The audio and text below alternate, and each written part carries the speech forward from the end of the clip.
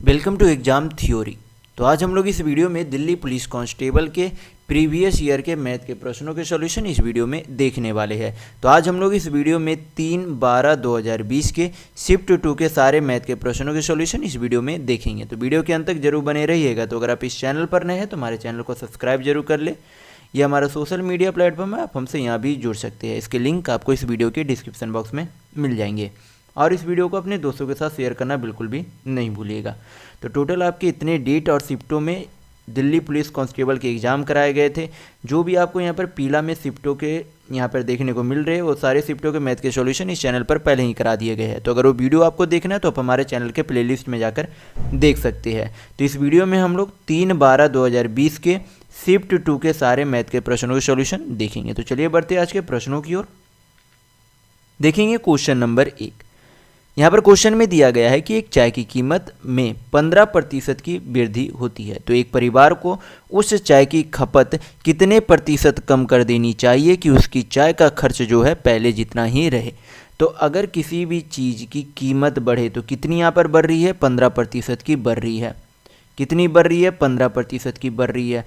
और पहले जो है ओवरऑल उसका खर्च जो है उस चाय की कीमत यानी कि चाय को खरीदने में जो है ओवरऑल उसका खर्च कितना हो रहा होगा, 100%।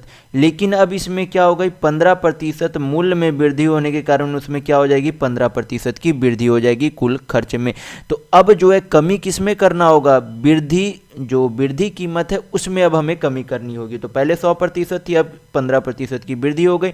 तो अब जो है कुल खर्च कितना होगा जाएगा आपका 115%। तो जो 15% वृद्धि हुई है वो किस में कमी करनी होगी, हमें 115% में कमी करनी होगी।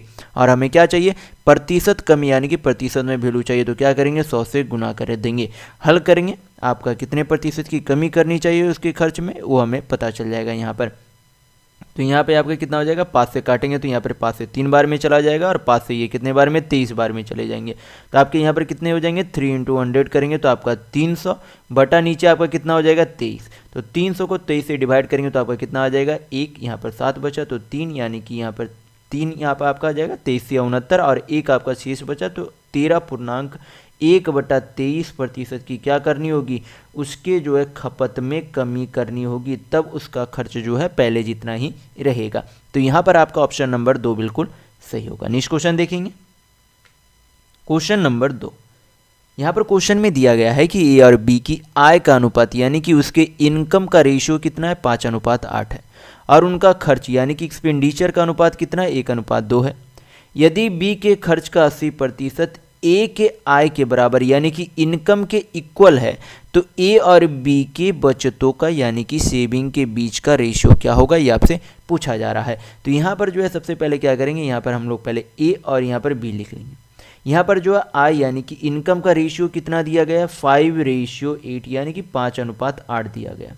और यहाँ पर खर्च यानी कि एक्सपेंडिचर का अनुपात कितना दिया गया, 1:2 यानी कि 1:2 दिया गया। तो यहाँ पर क्या करेंगे, यहाँ पर जो आसानी से हल करने के लिए इनकम को क्या कर लेंगे, यहाँ पर x मान लेंगे यानी कि 5x/8x। और एक्सपेंडिचर यानी कि खर्च को क्या मान लेंगे, 1y और 2y मान लेंगे। तो यहाँ पर क्या बोला गया आपसे कि a की आय के बराबर यानी कि a का इनकम कितना है, 5x है। कितना है, 5x।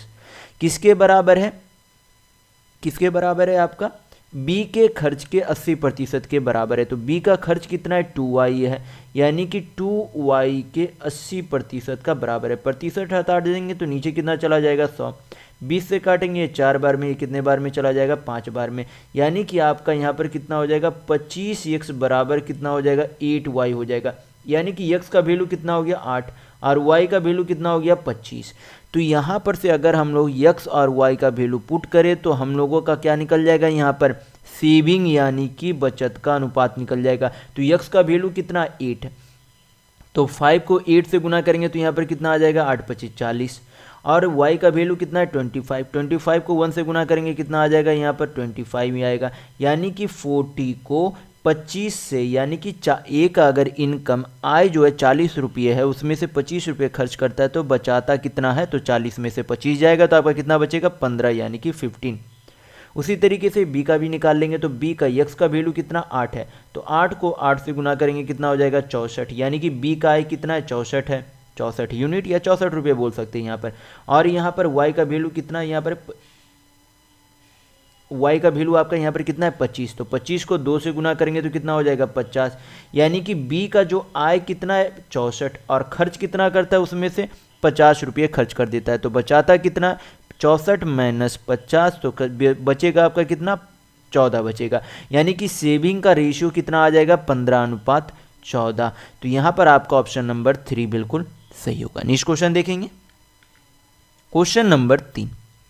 यहाँ पर क्वेश्चन में दिया गया है कि ए एक निश्चित दूरी को कार द्वारा 90 किलोमीटर प्रति घंटा की चाल से तय करता है और वह स्कूटर की सवारी करते हुए 40 किलोमीटर प्रति घंटा की चाल से प्रारंभिक स्थान पर यानी कि वापस जहाँ से चला था वही उसी स्थान पर वह वापस पहुंच जाता है। तो पूरी यात्रा के दौरान उसकी औसत चाल यानी कि एवरेज स्पीड कितनी है, ये आपसे पूछा जा रहा है। तो सबसे पहले एवरेज स्पीड यानी कि औसत चाल की फार्मूला होता है जो कि आपको पता होना चाहिए। तो फार्मूला आपका क्या हो जाता है 2 इंटू V1 इंटू V2 अपन आपका क्या हो जाता है V1 प्लस V2, यानी कि पहले वाली चाल V1 आपके पहले वाली चाल यानी कि जाने वाली चाल और V2 यानी कि वापस आने वाली चाल यानी कि सेकेंड चाल। तो यहाँ पर फार्मूला आपका क्या हो जाएगा 2 इंटू V1 इंटू V2 अपन V1 प्लस V2। तो ये आपका एवरेज स्पीड यानी कि औसत चाल का फार्मूला होता है, तो फार्मूला ध्यान रखिएगा। तो फार्मूला पे वैल्यू पुट करेंगे, सिंपल सा क्वेश्चन है, आपका आंसर आ जाएगा। तो यहाँ पर 2 इंटू पहले वाली चाल कितनी है 90 किलोमीटर प्रति घंटा, दूसरे वाली चाल कितनी है 40 किलोमीटर प्रति घंटा और दोनों चालों का योग कितना हो जाएगा 90 प्लस 40 यानी कि 130 किलोमीटर प्रति घंटा हो जाएगी। हल कर लेंगे, यहाँ पर से आपकी एवरेज स्पीड आ जाएगी। 0 0 आपका चला गया, 9 चक 36, दोनों आपका कितना हो जाएगा 72 यानी कि 720/13 किलोमीटर प्रति घंटा। ये आपकी क्या है एवरेज स्पीड है, लेकिन हमें चाहिए किसमें पूर्णांक में चाहिए। तो हम लोग क्या करेंगे इसे पूर्णांक में चेंज करेंगे। 13 को यहाँ पर 720 को 13 से डिवाइड करेंगे, कितना हो जाएगा 13 × 5 = 65, आपका 5 2 7 यानी कि 70 बचा, तो 13 × 5 = 65, 5 रिमेन बच गया तो 55 पूर्णांक 5 बटा आपका क्या हो जाएगा 13 किलोमीटर प्रति घंटा। ये आपकी क्या आ गई एवरेज स्पीड यानी कि औसत चाल आ गई। तो यहाँ पर आपका ऑप्शन नंबर 2 बिल्कुल सही होगा। नेक्स्ट क्वेश्चन देखेंगे, क्वेश्चन नंबर 4। यहाँ पर क्वेश्चन में दिया गया है कि किसी समकोण वृत्ताकार शंकु का आयतन यानी कि वॉल्यूम कितना है 1078 यानी कि 1078 सेंटीमीटर क्यूब है। यदि उसे के आधार का क्षेत्रफल यानी कि एरिया ऑफ बेस कितना है 154 सेंटीमीटर स्क्वायर है, तो उसकी ऊंचाई यानी कि हाइट कितनी होगी, ये आपसे पूछा जा रहा है। तो सबसे पहले जो है आपको पता होना चाहिए शंकु किस आकार का होता है। इस तरीके का होता है जो मैंने कि आपको यहाँ पर फिगर बनाकर दिखाया। ये आपका क्या हो जाता है रेडियस यानी कि त्रिज्या होती है, ये आपकी ऊंचाई यानी कि हाइट हो जाती है। हमें क्या चाहिए हाइट चाहिए। तो हाइट निकालने से सबसे पहले जो हमें क्या निकालना होगा, हमें त्रिज्या प्राप्त करनी होगी। किस तरीके से प्राप्त करेंगे, यहाँ पर बोला जा रहा है कि इसके आधार का क्षेत्रफल जो है कितना 154 सेंटीमीटर स्क्वायर है। तो शंकु का आधार कैसा होता है वृत्ताकार होता है। तो वृत्त का क्षेत्रफल का फॉर्मूला क्या हो जाता है, किसी भी सर्कल का क्षेत्रफल का यानी कि एरिया का फॉर्मूला आपका हो जाता है πr² होता है। क्या होता है πr²। तो पाई को क्या लिख सकते हैं 22/7, r² को 8 से डिनोट कर देंगे क्योंकि त्रिज्या हमें निकालनी है यहाँ पर। तो 154 टोटल जो है आपका क्षेत्रफल कितना दिया गया आधार का 154 सेंटीमीटर स्क्वायर दिया गया। तो हल करेंगे 22 से 154 काटेंगे 7 बार में चला जाएगा, r² बराबर 49 हो जाएगा। तो r बराबर आपके कितने आ जाएंगे यहाँ पर से 7 सेंटीमीटर, यानी कि शंकु के आधार की त्रिज्या कितनी आ गई 7 सेंटीमीटर। फिर यहाँ पर क्या दिया गया आयतन दिया गया है। तो आयतन का फॉर्मूला क्या होता है शंकु का 1/3 πr²h, ये आपके शंकु के वॉल्यूम यानी कि आयतन का फॉर्मूला होता है। तो फार्मूला आपका याद रखना होगा। तो यहाँ पर क्या करेंगे फार्मूला पे वैल्यू पुट करेंगे। तो 1/3 पाई को क्या लिख सकते हैं 22/7, त्रिज्या यहाँ पर कितनी है 7 सेंटीमीटर, तो उसका स्क्वायर करेंगे कितना हो जाएगा 49। हाइट हमें चाहिए तो उसे एच से डिनोट कर देंगे। और टोटल जो है वॉल्यूम यानी कि आयतन कितना दिया गया तो 1078 सेंटीमीटर क्यूब दिया गया। तो हल कर लेते हैं, यहाँ पर से हल कर लेंगे। कैलकुलेशन करने के बाद आपकी हाइट यानी कि ऊंचाई आ जाएगी। तो हल करेंगे यहाँ पर 11 से काटेंगे तो ये 2 बार में, ये 9, ये 8 बार में, ये 2 से काटेंगे तो ये आपका 49 बार में चला जाएगा। 49 से 49 आपका चला गया। एच बराबर आपके कितने आ जाएंगे 7 या 21 सेंटीमीटर, यानी कि शंकु की ऊंचाई कितनी आ गई 21 सेंटीमीटर। तो यहाँ पर आपका ऑप्शन नंबर 1 बिल्कुल सही होंगे। तो अगर आपको वीडियो पसंद आ रहा है तो लाइक करते जरूर चलिएगा। नेक्स्ट क्वेश्चन देखेंगे, क्वेश्चन नंबर 5। यहाँ पर क्वेश्चन में दिया गया है कि एक दुकानदार ने 14% के लाभ पर कोई वस्तु यानी कि कोई पुस्तक बेची। यदि वह इसे 54 रुपये अधिक पर बेचता तो उसका अर्जित लाभ 20% अधिक होता है। यानी कि पहले 14% के लाभ पर बेचा, लेकिन अगर उसे 20% के अधिक पर बेचता, यानी कि 20% अधिक लाभ पर बेचता तो 54 रुपये अधिक मिलता। तो वस्तु का क्रय मूल्य यानी कि सीपी कितना। तो आपको पता होना चाहिए कि किसी भी वस्तु का क्रय मूल्य खुद में जो है कितना होता है, 100% होता है। यानी कि हमें वैल्यू कितने का चाहिए, 100% का वैल्यू चाहिए। और यहाँ पर जो है परसेंटेज में अंतर कितना है, पहले 14% का लाभ हो रहा था, अब लेकिन कितने प्रतिशत का लाभ होगा, अगर 54 रुपये अधिक में बेचता है तो 20% का लाभ होगा।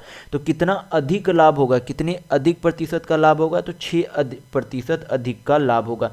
और 6% बराबर वैल्यू कितना, 54 रुपये। तो 1% का वैल्यू कितना हो जाएगा, 6 से 54 को काटेंगे 9 बार में, यानी कि 1% का वैल्यू 9 रुपये। हमें क्या चाहिए, सीपी यानी कि 100% का वैल्यू चाहिए। तो क्या कर देंगे, दोनों तरफ 100 से गुना कर देंगे, तो क्या आ जाएगा, सीपी यानी कि क्रय मूल्य का वैल्यू आ जाएगा। तो 100% का वैल्यू कितना हो गया, 900 रुपये, यानी कि वस्तु का क्रय मूल्य कितना है, 900। तो यहाँ पर आपका ऑप्शन नंबर 4 बिल्कुल सही होगा। नेक्स्ट क्वेश्चन देखेंगे, क्वेश्चन नंबर 6। यहाँ पर क्वेश्चन में दिया गया है कि 30 व्यक्ति एक निश्चित काम को प्रतिदिन 8 घंटे कार्य करते हुए 15 दिन में पूरा करते हैं, तो 40 व्यक्ति उसी काम को प्रतिदिन 6 घंटे काम करते हुए कितने दिन में पूरा करेंगे, ये आपसे पूछा जा रहा है।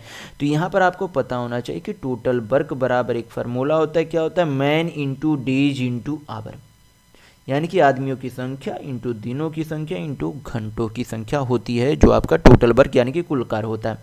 तो किसी काम को कितने व्यक्ति कार्य कर रहे हैं, तो 30 व्यक्ति कार्य कर रहे हैं, यानी कि 30%। कितने घंटे प्रतिदिन काम करते हैं, 8 घंटे। कितने दिन काम करते हैं, तो 15 दिन काम करते हैं। तो ये आपका टोटल वर्क हो गया। और इसी काम को कितने व्यक्ति अब कर रहे हैं, 40 व्यक्ति कर रहे हैं। कितने घंटे प्रतिदिन काम करते हैं, तो 6 घंटे। कितने दिनों में करेंगे वो हमें निकालना है, तो डी से डिनोट कर देंगे, दोनों एक ही काम को करते हैं, यानी कि टोटल वर्क बराबर होगा। तो यहाँ पर इक्वल का साइन दे देंगे, हल कर लेंगे, यहाँ पर से आपकी दिनों की संख्या आ जाएगी। तो 0 से 0 आपका चला गया, यहाँ पर 4 से 8 को काटेंगे 2 बार में चला जाएगा, 3 दूनी आपका कितना होता है, 6 से 6 आपका चला गया, यानी कि डी बराबर आपका कितना आ जाएगा, 15। यानी कि उसी काम को 40 व्यक्ति मिलकर कितने दिनों में कर लेंगे, 15 दिनों में कर लेंगे। तो यहाँ पर आपका ऑप्शन नंबर 2 बिल्कुल सही होगा। नेक्स्ट क्वेश्चन देखेंगे, क्वेश्चन नंबर 7। यहाँ पर क्वेश्चन में दिया गया है कि यदि y के न्यूनतम मान वाली कोई 8 अंकीय संख्या ये है, इसको जो है 72 से विभाज्य हो, यानी कि ये जो संख्या है वो अगर 72 यानी कि 72 से डिविजिबल है, तो √2x + 5y का मान कितना होगा, ये आपसे पूछा जा रहा है। तो सबसे पहले हमें क्या निकालना होगा, यहाँ पर से x और y की वैल्यू निकालनी होगी। तो किस तरीके से निकालेंगे, यहाँ पर बोला गया है कि ये पूरी संख्या 72 से विभाज्य है। तो अगर ये संख्या पूरी 72 से विभाज्य यानी कि 72 से डिविजिबल है, तो ये संख्या 9 से भी डिविजिबल होना चाहिए और 8 से भी डिविजिबल होना चाहिए। तो 8 से जो आपका भाग होने का नियम क्या होता है, यहाँ पर जो अंतिम 3 अंक की जो संख्या है यानी कि अंतिम 3 अंक है वो क्या होना चाहिए, अगर 8 से विभाज्य हो रही है तो पूरे अंक यानी कि पूरी जो संख्या है वो पूरी 8 से विभाजित होगी। तो हमें क्या करना होगा, 8y6 है, तो y का वैल्यू क्या पुट करे कि ये पूरे अंक यानी कि ये जो पूरी संख्या है वो क्या हो जाए, कट जाए 8 से। तो यहाँ पर न्यूनतम और y का हमें क्या रखना है, यहाँ पर न्यूनतम मान रखना, अधिकतम नहीं न्यूनतम रखना। तो यहाँ पर पहले 0 पुट करके देखेंगे, तो अगर यहाँ पर y का वैल्यू 0 पुट करते तो 80 आपका रिमाइंडर क्या बच जाएगा, 6 बच जाएगा। 1 रख के देखेंगे तो 1 रखने पर आपका कितना हो जाता है, 816। 8 से डिवाइड करेंगे तो आपका क्या हो जाएगा, यहाँ पर कट जाएगा, यानी कि y का वैल्यू न्यूनतम आपकी कितनी आएगी, यहाँ पर 1 आएगी। तो y का वैल्यू आपका कितना हो गया, 1। अब हमें क्या चाहिए, x का वैल्यू चाहिए। तो x का वैल्यू निकालने के लिए क्या करेंगे, 9 का डिविजिबल लगा लेंगे यहाँ पर हम लोग।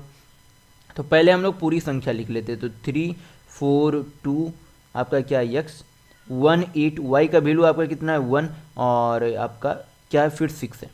9 से कटने का नियम क्या होता है, जो भी आपके अंक दिए गए उनके डिजिटल सम अगर 9 से कट रहे हैं तो पूरी संख्या 9 से कटेगी। तो हम लोग यहाँ पर चेक कर लेते हैं, 4 3 7 2 9, 9 से आपका चला गया पहले ही, 8 1 9, तो बचा आपका क्या, 6 1 7, यानी कि x का वैल्यू क्या पुट करे कि 9 से कट जाए। तो 6 1 7 तो आपका पहले ही हो गया, यानी कि x का वैल्यू अगर 2 पुट कर दे यानी कि 6 2 8 1 9 हो जाएगा, तो वो क्या हो जाएगी, कट जाएगी पूरी तरीके से 9 से। तो यहाँ पर x का वैल्यू कितना आ गया आपका 2, तो y का भी वैल्यू हमें मिल गई, x का भी वैल्यू मिल गया। अब यहाँ पर क्या करेंगे, पुट कर देंगे, आपका आंसर आ जाएगा। यहाँ पर पहले आपका क्या है, 2x है, तो x का वैल्यू कितना है 2, तो 2 इंटू 2 करेंगे कितना आ जाएगा आपका 4, y का वैल्यू कितना 1, 1 इंटू 5 करेंगे तो कितना हो जाएगा 5, 5 अब प्लस 4 करेंगे तो क्या हो जाएगा √9 यानी कि कितना आ जाएगा आपका 3। तो यहाँ पर आपका ऑप्शन नंबर 3 बिल्कुल सही होगा। नेक्स्ट क्वेश्चन देखेंगे, क्वेश्चन नंबर 8। यहाँ पर क्वेश्चन में दिया गया है कि छोटी से छोटी वह संख्या जो 5, 14 और 28 से विभाज्य है और पूर्ण वर्ग है तो वह कौन सी संख्या है। तो सबसे बेहतर तरीका होगा, क्योंकि हमें सबसे बेहतर तरीका होगा कि जो भी ऑप्शन दिख रही है उसे डायरेक्ट हम लोग क्या करें, इन तीनों अंकों से चेक कर ले कि कौन सा संख्या जो है पूर्णता इन तीनों अंकों से कट रही है और वह पूर्ण वर्ग भी हो। तो पहले पूर्ण वर्ग चेक कर लेते हैं। 2500 किसका पूर्ण वर्ग हो जाएगा 50 का, 8100 किसका हो जाएगा आपका 90 का, 4900 किसका आपका 70 का और 1600 किसका आपका 40 का। यानी कि जो चारों आपके ऑप्शन दिए गए वो सारे क्या है पूर्ण वर्ग है पहले से ही, यानी कि ये चारों ऑप्शन पूर्ण वर्ग के हिसाब से सही हो सकता है। अब क्या करेंगे, डिविजिबल का नियम लगाएंगे। तो यहाँ पर आपके देखेंगे 5 से तो सभी अंक कटेंगे, 14 से देख लेते हैं। 14 से आपका यहाँ पर जब देखेंगे तो 14 से जो भी अंक कटेगा वो पहले किससे कटना चाहिए, 7 से कटना चाहिए। 2500 क्या 7 से कटेगा, नहीं कटेगा, यानी कि ऑप्शन नहीं होगा। 8100 7 से नहीं कटेगी, 4900 कट सकती है यानी कि ये हो सकता है। 1600 नहीं कटेगा, तो बचा आपका कौन सा ऑप्शन, ऑप्शन नंबर 3, यानी कि यही आपका आंसर होगा। तो यहाँ पर आपका ऑप्शन नंबर 3 बिल्कुल सही होगा। नेक्स्ट क्वेश्चन देखेंगे, क्वेश्चन नंबर 9। यहाँ पर क्वेश्चन में दिया गया है कि राधा ने 5 वर्ष पूर्व 12% के दर से लिए गए ऋण पर साधारण ब्याज के रूप में 4800 रुपया का भुगतान किया। तो प्रारंभ में उसने कितनी राशि ऋण के रूप में उधार ली थी वो आपसे पूछा जा रहा है।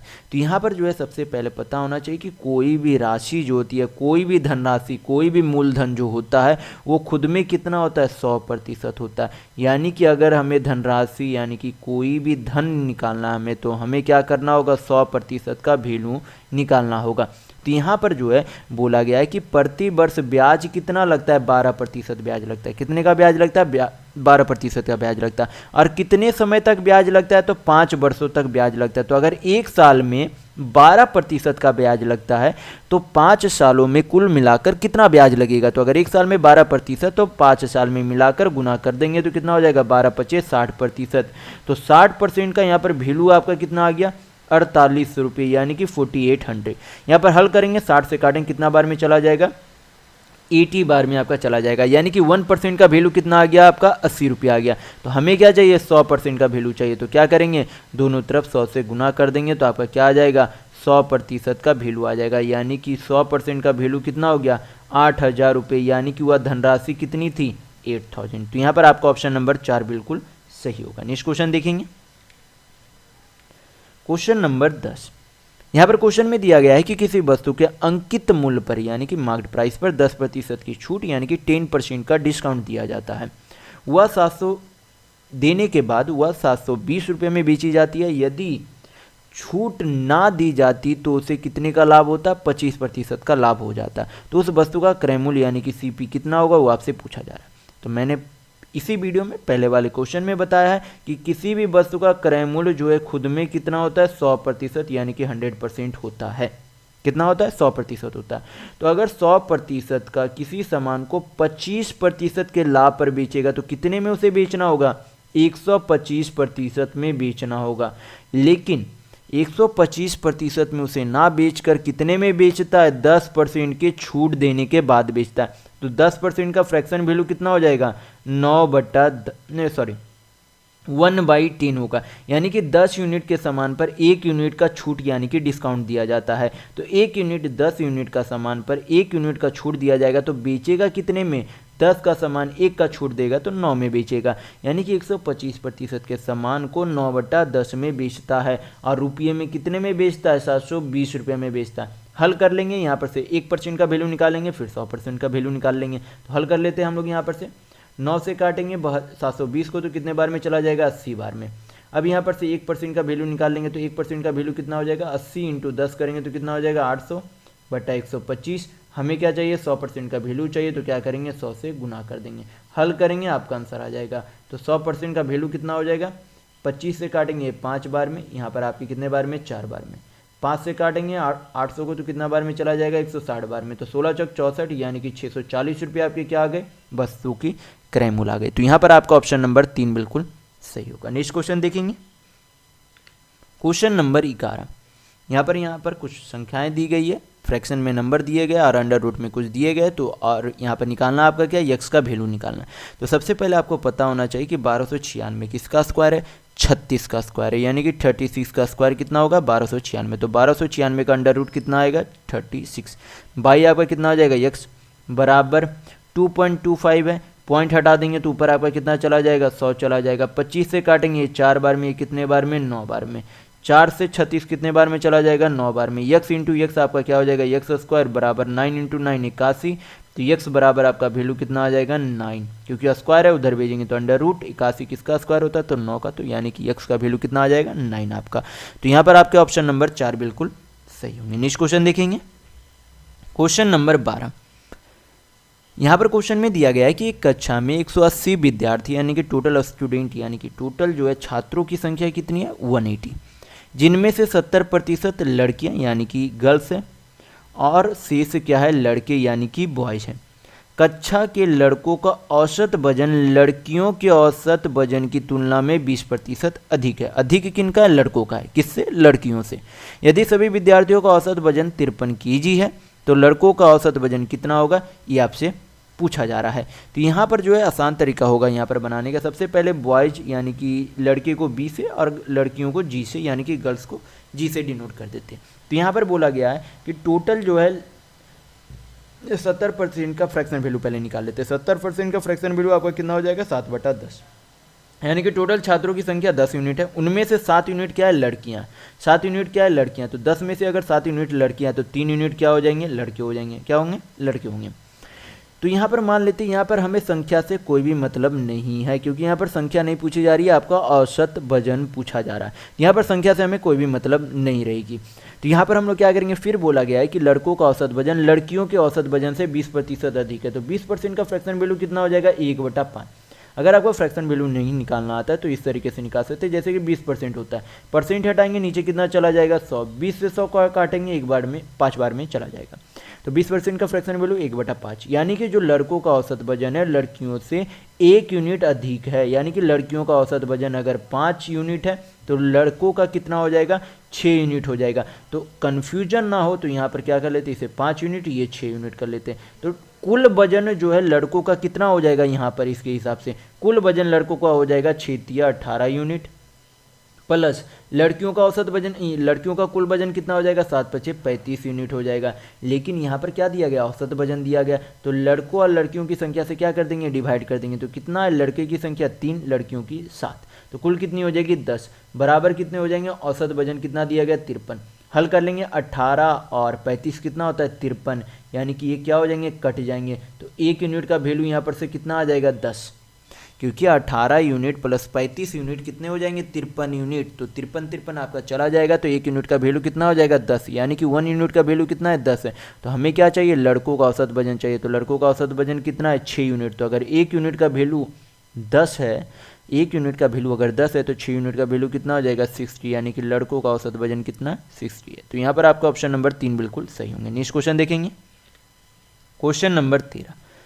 यहाँ पर क्वेश्चन में दिया गया है कि एक व्यक्ति अपनी आय का यानी कि इनकम का 70% खर्च कर देता है। यदि उसका खर्च 30% बढ़ जाता है और बचत यानी कि सेविंग 25% बढ़ जाती है तो उसके वेतन में कितने प्रतिशत की वृद्धि होगी, आपसे पूछा जा रहा है। तो यहाँ पर मैं लिख देता हूँ इनकम, एक्सपेंडिचर और सेविंग। तो उसकी आय कितनी रही होगी, उसकी आय जो है किसी भी व्यक्ति का आय जो है खुद में कितना होता है 100%। 100% में से क्या कर देता है 70% खर्च कर देता है, यानी कि 70% को खर्च कर देता है। तो 100 में से अगर 70% खर्च करता है तो बचाता कितना होगा 30%, यानी कि 100 यूनिट कमाता है 70 यूनिट खर्च करता है 30 यूनिट बचाता है। उसमें फिर आगे बोला गया कि उसके खर्च में अब क्या हो जाती है 30% की वृद्धि हो जाती है। तो इसमें अगर 30% का यानी कि प्लस 30% होता है, 30% की वृद्धि होगी तो 70 का 30% कितना होगा, 70 का जब 30% निकालेंगे तो कितना बढ़ेगा 21, यानी कि खर्च में मान लेते हैं कि अगर पहले उसका खर्च 70 रुपये था तो अब कितना हो रहा है उसमें 21 रुपये की क्या हो गई वृद्धि हो गई। फिर बोला गया कि उसके बचत में भी वृद्धि हो गई। तो बचत में वृद्धि कितने की हुई है 25% की वृद्धि हुई है। तो 30 का 25% कितना हो जाएगा 7.5 रुपया, यानी कि अब उसके सेविंग जो है कितना अधिक हो रहा है 7.5 रुपया अधिक हो रहा है। तो आपको पता होना चाहिए इनकम बराबर क्या होता है एक्सपेंडिचर प्लस सेविंग होता है, यानी कि आय बराबर खर्च प्लस बचत होता है।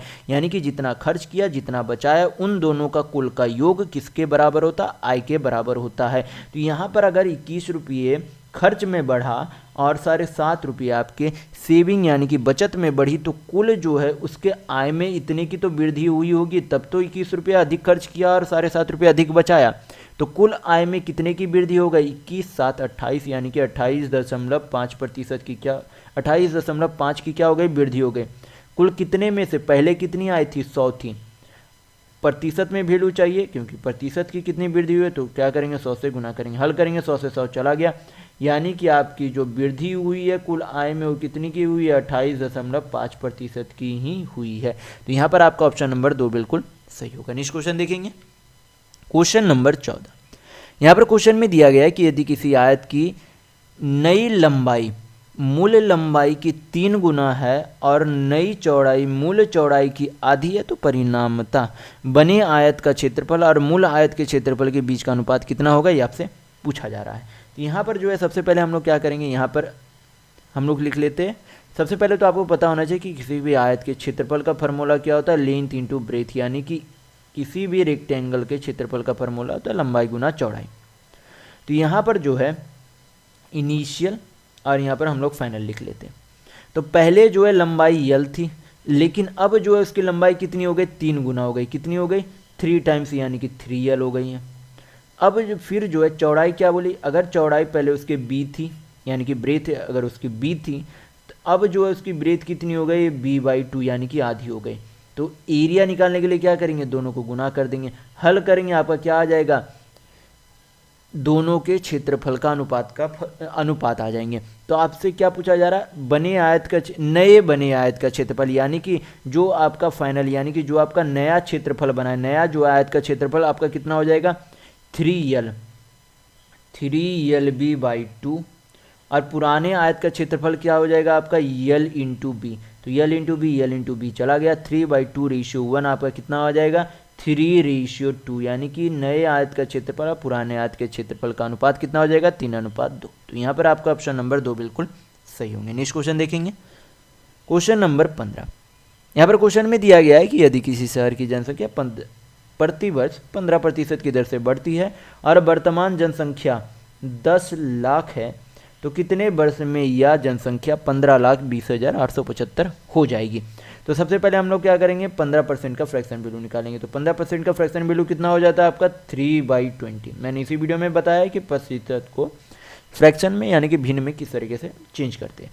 तो 3/20 में क्या हो रही है, प्रत्येक वर्ष में अगर उसकी जनसंख्या 20 यूनिट रही है तो प्रत्येक वर्ष में क्या हो रही है 3 यूनिट की वृद्धि होती चली जा रही है, यानी कि ये जो जनसंख्या है 20 यूनिट से बढ़कर जो है प्रति वर्ष कितनी हो जाती है 23 यूनिट हो जाती है। और बढ़ी हुई जनसंख्या आपकी यहाँ पर कितनी दी गई है, कुल मिलाकर बढ़ी हुई जनसंख्या अब तक जो है कितनी है 15,20,875 है, और पुरानी जनसंख्या कितनी थी 10 लाख थी, कितनी थी आपकी 10 लाख थी। तो यहाँ पर ये जो यहाँ पर क्या करेंगे यहाँ पर पावर रख देंगे, तो ये जो टाइम हो जाएगा ये क्या हो जाएंगे बराबर हो जाएंगे। तो यहाँ पर हल करने पर जो यहाँ पर पावर का वैल्यू आएगा वही आपका क्या हो जाएगा समय हो जाएगा, क्या हो जाएंगे आपके समय हो जाएंगे। तो हल कर लेते, पहले 25 से काटेंगे तो यहाँ पर कितने बार में चला जाएगा आपका 25 चौक 100, यहाँ पर 4,000 बार में 40,000 बार में आपका चला जाएगा। ऊपर भी 25 से काटेंगे तो 25 छक आपका 150, 20-25 आपका कितना हो जाएगा 25-8 200, 25-3 75, 25-25 125। अब क्या करेंगे यहाँ पर 5 से काट लेते, तो 25-8 यहाँ पर आपका 8,000 हो गया, यहाँ पर आपके 12-25 60 और 3 दूनी 6 आपका 27-81, यहाँ पर शायद कुछ हम लोगों ने गलत किया, यहाँ पर 25 छक 150 आपका 25-8 200, 25-7 12, 25-25 125, 5 से यहाँ पर काटेंगे तो 12-25 60, 12-25 60 सॉरी 12-25 आपका यहाँ पर 60 हो जाएगा, 16-25 80, 5-35 सही है आपका यहाँ पर।